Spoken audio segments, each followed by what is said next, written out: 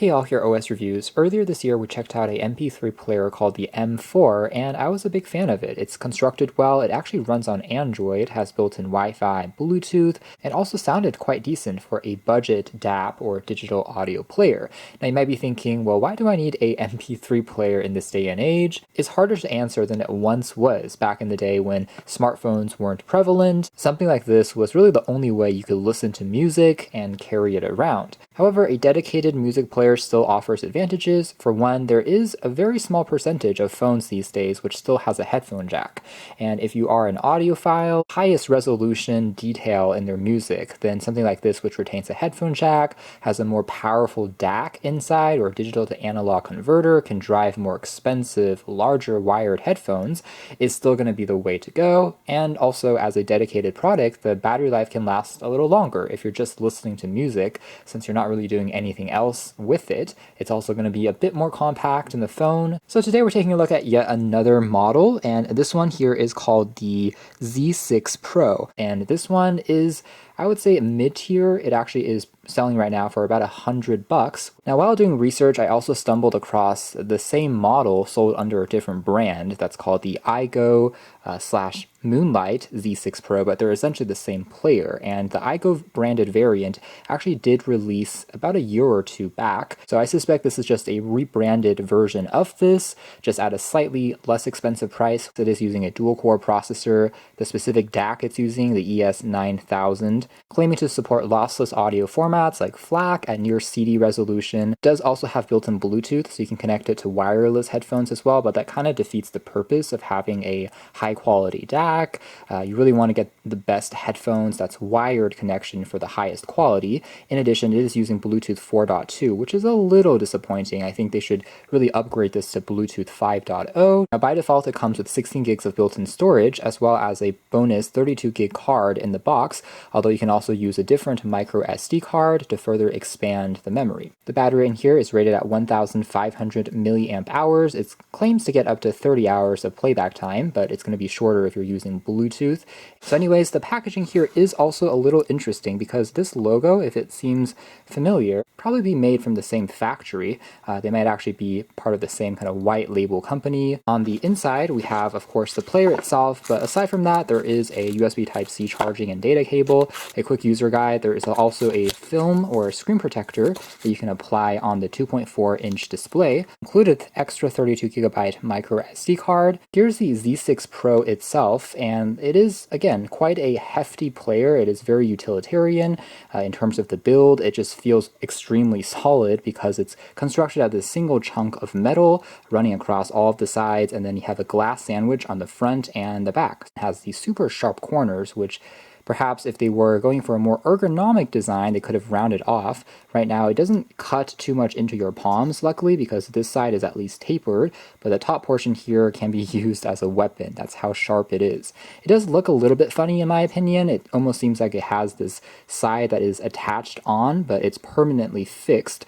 It is relying on touch sensors for navigation. It is pretty responsive, and at least these keys are backlit, so if you're tapping on them, they will light up to make them a little easier to spot in the dark. However, I personally would have preferred maybe mechanical buttons, especially on a digital audio player. I just think that gives you a little bit more tactility as you're pressing down. Not to mention that the glass surface is definitely a fingerprint magnet, and it means it will collect smudges pretty easily, and you'll have to regularly clean it off. But it is what it is, down to personal preference, I suppose. A few of the other models that we've seen in the past have included from brands like X-Duo. Here's one for reference, which matches kind of the screen size and has pretty similar dimensions, and also one from Baseplay that also makes these high-res audio players, which are both a little bit more compact, but they are all can be considered as kind of budget options. Now, located on the spine here, you do have access to a volume controls.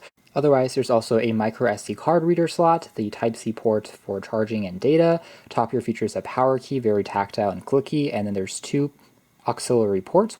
Last but not least, the back here, which is mirror-like, is another fingerprint magnet. Here's a quick comparison with the M4 from previously, which again is made from the same, I guess, factory or company, you can say, but the M4 is actually lighter, so there is definitely a density to this Z6 Pro. as far as the weight is concerned.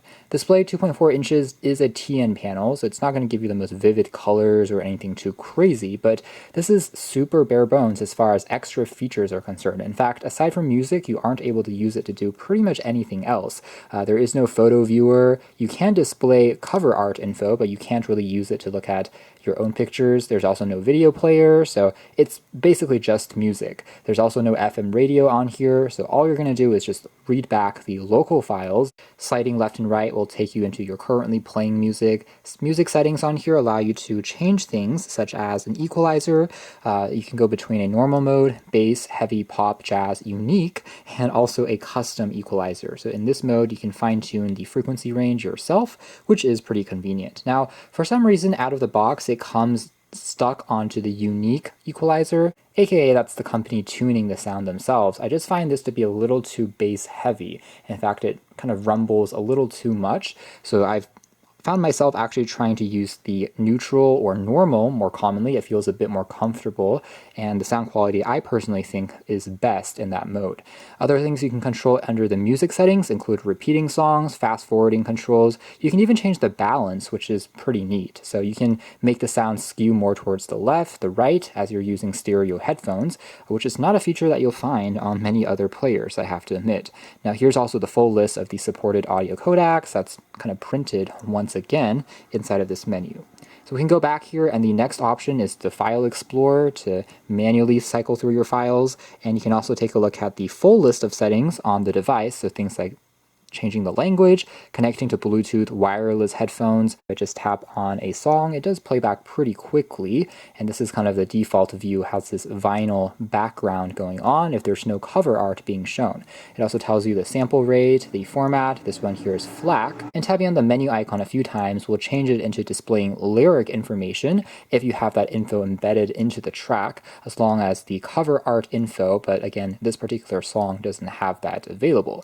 You can play, pause, as well as control things like fast forward just by long holding on the key there for a few seconds. Next, moving into audio quality and performance, this is kind of an interesting subject, and that's because on my initial impressions of the sound, I actually was a little bit not the most impressed. In fact, I was kind of scratching my head at seeing all of the super rave reviews that had come out under the iGo branded variant, and luckily after kind of tweaking around with it, I found that my disdain mostly lies in that quote-unquote custom EQ, which I have already touched on. I just don't like the sound of that particular mode. The bass is too heavy and it's kind of out of control, where if you're listening, it sounds distorted at the lower end, almost like something is broken and rattling down there, as well as even if you're playing and pausing the music, there's just a lot of popping in terms of that action. So it just didn't feel very smooth, but thankfully I changed it into the neutral or normal EQ profile, as well as replugged in the headphones, made sure I had a tight connection,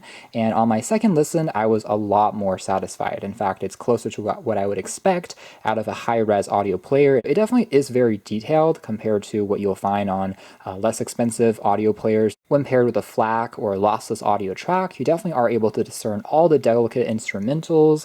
You can notice tons of details and nuances, especially when you also connect it with solid sounding headphones. And it is powerful enough to drive a larger DJ or over-the-head style headphones really without any issues. With that being said, FLAC tracks definitely are larger in terms of the size because they are also packing in more detail. And in my personal experience, it's about 4 to 5 times the size that it takes for a similar MP3 track. So do keep that in mind, and that's why, again, having that micro SD card to expand on the memory will be useful as you load it with your collection of favorite music. Now, your music collection can also be sorted by artists, genres, as well as albums, and that is pretty much it. So you don't really get a dedicated folder for favorites, which is one thing that is missing on here, admittedly. So that's more or less it as far as our hands-on review of this Z6 Pro HiFi MP3 player / digital audio player, and my feelings are a little bit mixed. I personally am a little more impressed by the same company, or at least the same factory that made the M4 from previously. I mean, this thing technically has maybe a less powerful DAC, so it can't really provide as much fidelity in terms of the music quality, but it's just, I think, a better all-rounder in terms of the design as well as the interface, not to mention that it's significantly cheaper. Granted, if you are comparing this with other professional, high-quality DAPs, this is considered relatively entry-level by hi-fi audiophile standards. Though it may not be my favorite DAP that I've ever used, I can't deny the fact that it is extremely well built, as well as packs overall solid and satisfying enough sound as far as high-res certification is concerned. And more than anything, I'm just glad that products like this are still in existence. They haven't gone completely extinct. There's certainly still a market for folks that care a lot about music quality,